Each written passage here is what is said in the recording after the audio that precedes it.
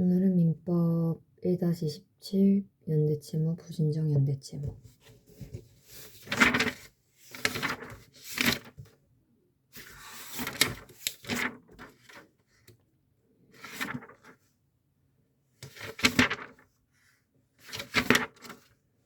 (264페이지) 264페이지 조금 복습하면서 같이 넘어가면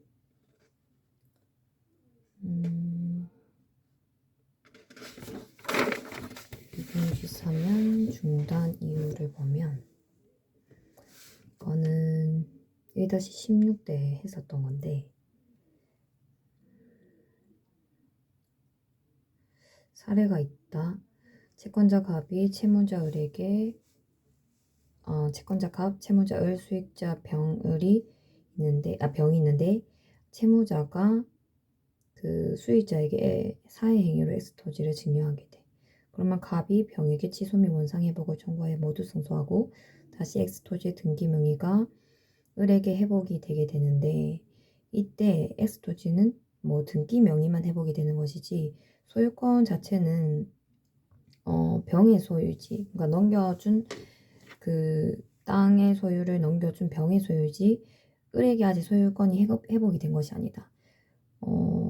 그래서 법원에서는 을에게 등기 명의가 회복되었는데도 을의 소유가 아니라는 법적 근거가 현행법에 어디 있는가에 대해서는 침묵하고 있고, 다만 병은 갑에게는 엑스토지 소유권을 주장하지 못한다.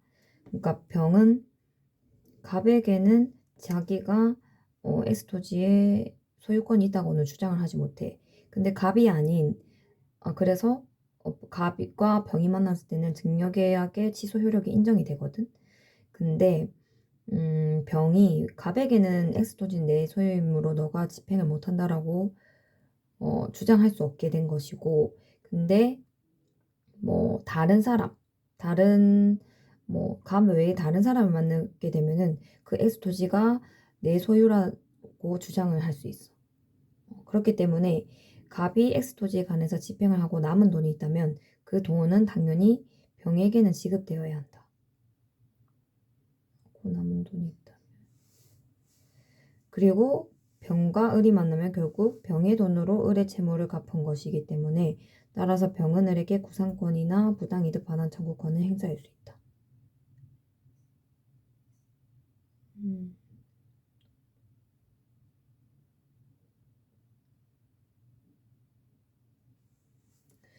갑은 엑스토지에 관해서 집행을 할 수 있다. 그래서 핵심적으로 취소가 되어도 채무자 을에게는 권리가 되돌려 주는 것이 아니고 등기 명의만 회복이 되는 것이고, X채권의 소유권은 결국에는 이제 병에게 남아있다는 거. 근데 원고 갑과 피고 병이 만나면 을과 병 간에 체결된 증여계약이 무효로 처리가 되기 때문에 을과 병이 만나면 증여계약은 여전히 유효하다. 따라서 학설의 이름이 상대적 무효설이라고 한다.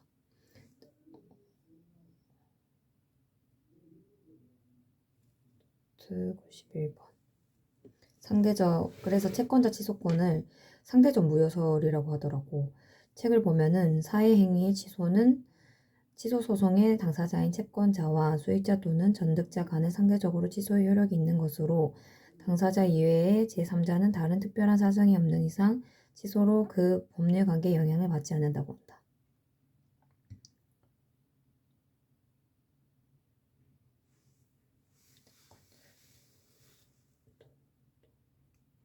채권자와 당사자인 채권자와 수익자 또는 전득자 간에 상대적으로 취소 효력이 있는 것으로 당사자 이외 제3자는 다른 특별한 사정이 없는 이상 취소로 그 법률 관계에 영향을 받지 않는다.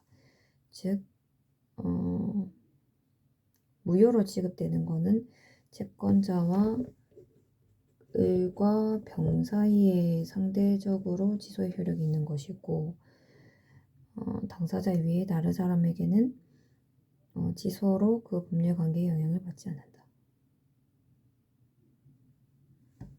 그리고 채무자가 직접 채권을 사회행위인 채권 양도행위가 취소된 경우 채무자가 직접 채권을 취득하여 권리자로 되는 것이 아니므로 채권자는 채무자를 대위하여 제3채무자에게 채권에 관한 지급을 청구할 수 없다.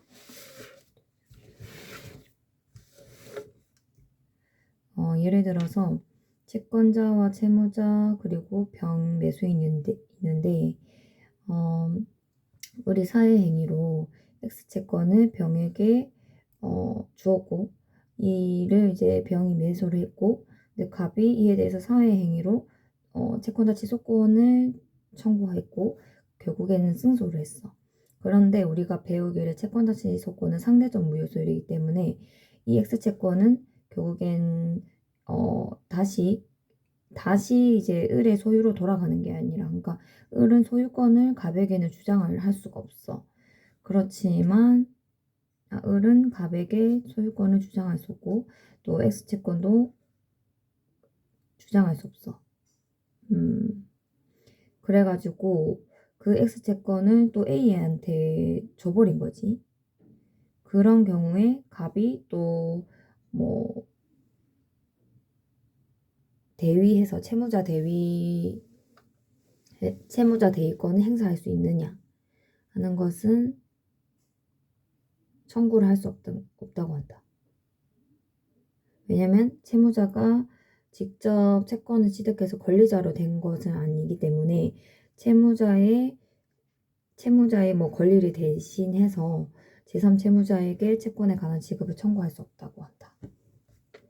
그리고 이 부분도 굉장히 중요한데 취소에 의하여 채무자 명의로 회복된 부동산을 채무자가 제3자에게 다시 처분한 경우 채무자 명의로 회복된 부동산을 채무자가 또 제3자에게 다시 처분한 경우 제3자 명의의 이전 등기의 효력은 모두 원인 무효의 등기로서 말소되어야 한다.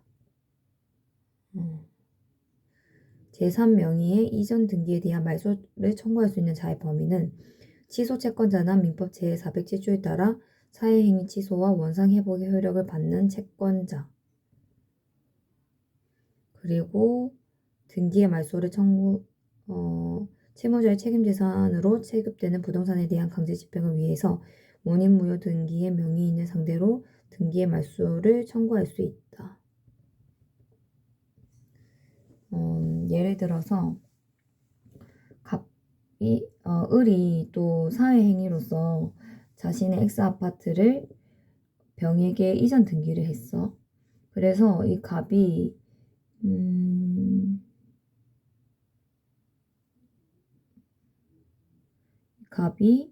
이에 대해서 취소 소송을 건 거지. 그래서 이 등기를 말소를 했어. 그래서 이 등기가 다시 을에게 등기 명의가 복귀를 했단 말이야. 그래서 병에게는 병은 등기가 말소를 해버리고 그리고 병은 사회행위를 하게 돼. 병이 사회행위를 한다.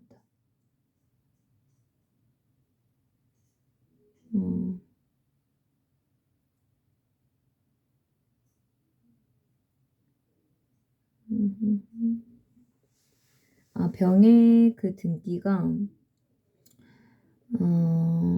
다시 회복이 을에게 되게 되는데 이를 또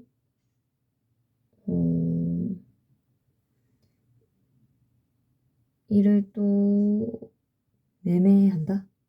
이를 또 이제 을이 정과 매매 계약을 맺게 되는데 뭐 계약 자체는 유효해.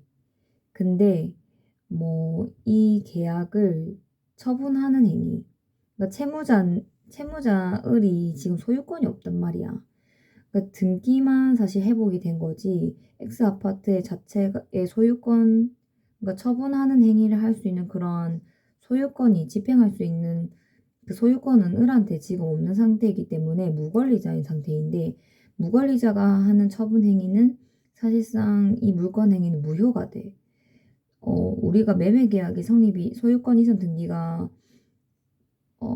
성립이 되려면 첫 번째로 계약이 유효해야 되고 두 번째로 물권 행위가 유효해야 되고 세 번째로 등기까지 유효해야지 조건이 성립이 되는 건데 지금 물권 행위 자체에서 그 을이 무권리자이기 때문에 무효 처리가 되는 거야.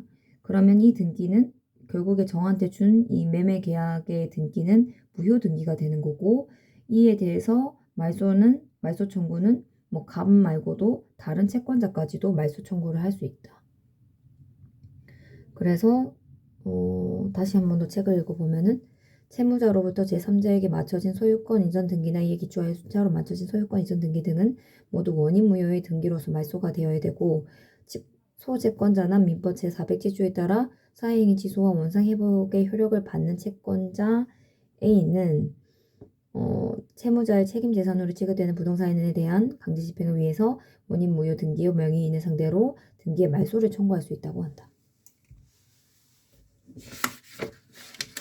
그래서 채권자 지소권은 여기에서 좀 마무리를 짓고, 다음으로 좀 어려워하는 뭐 연대 채무 파트가 있는데, 그 전에 불가분 채권 관계에 대해서 알아보면은 공유물에 대해서 공유물이 나오고, 그리고 채권 채무가 나오면 채권은 분할할 수 있는 채권이고 채무는 불가분 채무라는 거, 공유 관계에 있어서는 그렇게 외워주면 된다.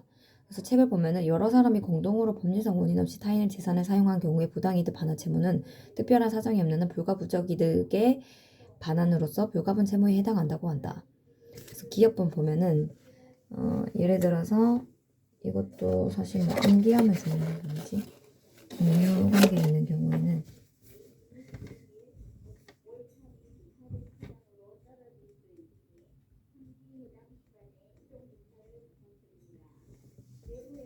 공유물에 대해서는 채권은 분할 채권, 채무는 불가분 채무인데, 예를 들어서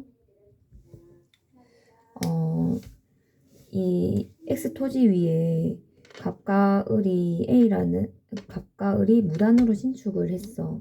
그러면은 이 X 토지의 소유주인 A한테 이 갑과 을이 부당이득 반환 채무를 해야 된단 말이야. 부당이득 반환 채무를 하게 된다면은 예를 들어서 이 건물이 100이면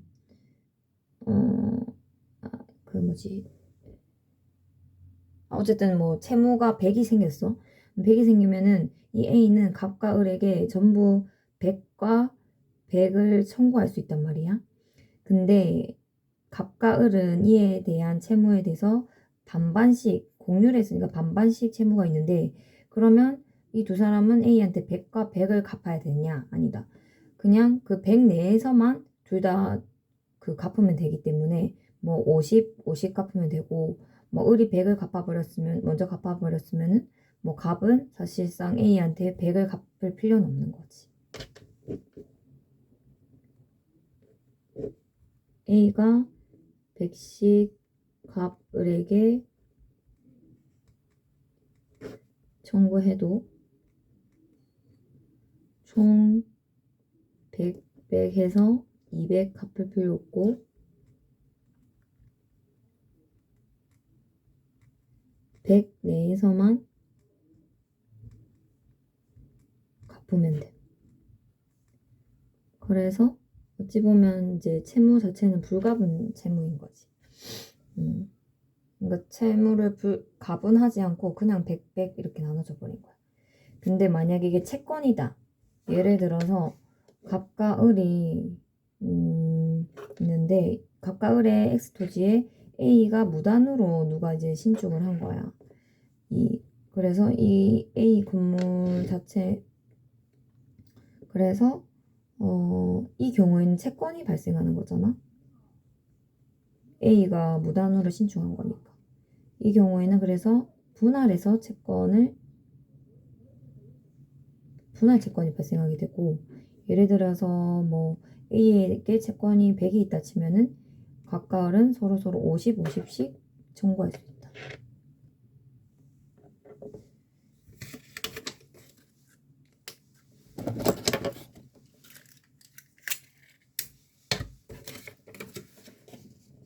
그리고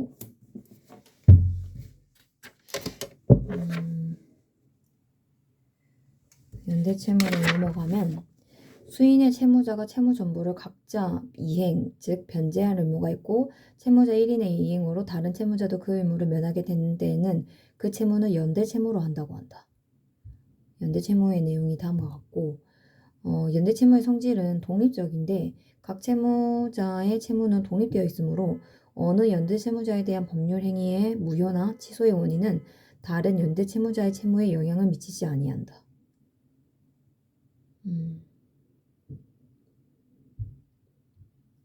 어느 연대 채무자에 대한 법률 행위 무효나 취소의 원인은 다른 연대 채무자의 채무에 영향을 미치지 아니한다. 그래서 우리가 효력을 보면은 채권자는 어느 연대 채무자에 대하여 또는 동시나 순차로 모든 연대 채무자에 대하여 채무의 전부나 일부의 이행을 청구할 수 있는데 이게 절대적 효력이 생기기도 하고 절대적 효력이 생기는 것만 외우면 돼. 연대 채무자 1인에 관하여 생긴 사유의 효력이 뭐 상대적 효력도 있고 절대적 효력이 있는데 우리가 알아야 할 부분은 절대적 효력. 그거 외에는 다 상대적 효력이라 생각하면 되는데 예를 들어서 뭐 갑이 있고 을이 있고 병이 있는데 을 채무자 이제 을과 병 모두 이제 채무가 있는 거지 갑한테. 그럼 예를 들어서 뭐 어떤 X 사유에 의해서 갑이 을이 이제 변제를 한 거야 갑에게. 그러면 이 변제 효력이 병에게도 미치냐 하면은 절대적으로 이제 병에게도 미치는 경우는 미친다 하면은 절대효인데 이 경우는 이제 을이 변제를 했다던가 아니면 이경상 명동소의 경우에는 절대적으로 효력이 생긴다고 보면 된다.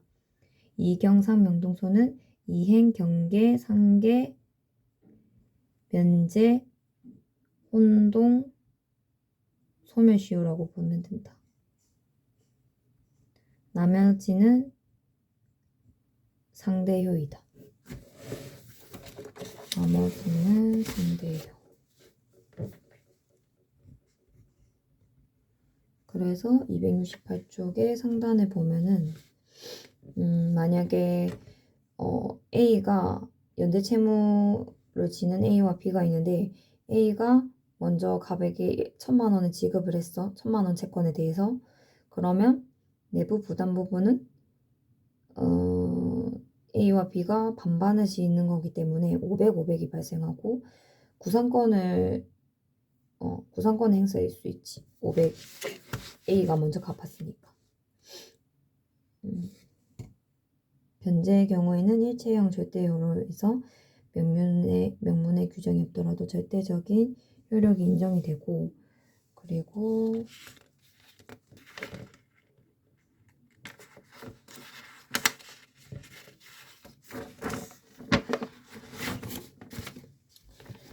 어, 271년 상단에 보면은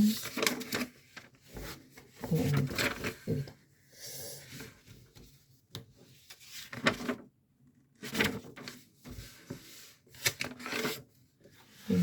보면은 어느 연대 이행 청구의 절대적인 효력, 어느 연대 채무자에 대한 이행 청구는 다른 연대 채무자에게도 효력이 있다고 한다. 그러니까